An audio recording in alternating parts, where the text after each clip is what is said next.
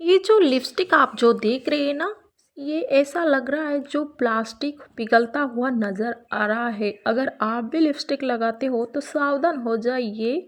और एक दिन इस बिल्ली को उसके फ्रेंड के साथ जाते हुए देख रही थी तो अचानक से उसको रोना आ गया है, क्योंकि ये बिल्ली उसे बहुत ही पसंद करती और ये बहुत ही मोटी थी, इसलिए उनको पसंद नहीं करते थे और मोटी बिल्ली का मजाक उड़ाते थे। ये दोनों, काली बिल्ली, पतली बिल्ली और मोटी बिल्ली, यूं ही गुस्सा होके उदास होते रहती, रोते रहती थी और अपने खाने में मस्त रहती, फिर भी वो कभी दुखी होती ही रहती थी। लेकिन वो अपने बॉडी को लेकर बहुत ही दुखी और जिम करती जाती थी, फिर भी उसे अपना सेहत का ख्याल ही रहता था और ऐसे करते करते मोटी हो गई थी वो।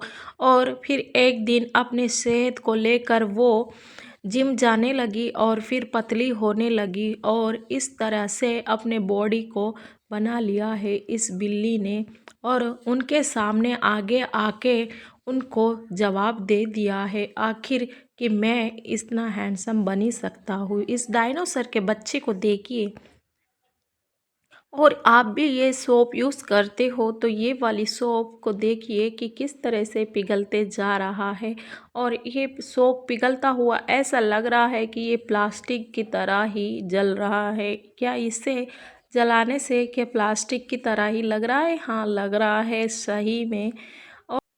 एक दिन गाय और उसका बच्चा बछड़ा दोनों ही चर रहे थे और पीछे से एक बैल आ जाता है। वो उस भैंस के गाय के साथ लड़ाई करने लगता है और गाय को साथ लड़ाई करते करते गाय का बछड़ा ही रोने लगता है और गाय का बछड़ा रोते रोते अपने मालिक के पास चले जाता है और उसके पापा बैल को बुला के लाते हैं। फिर उसका पापा उस बैल के साथ लड़ने के लिए आ जाता है। फिर इसी तरह इससे लड़ाई हो जाती है और लाल बैल को मार देते हैं और गाय को बचा लेते हैं। ये होती है अपने माँ का प्यार।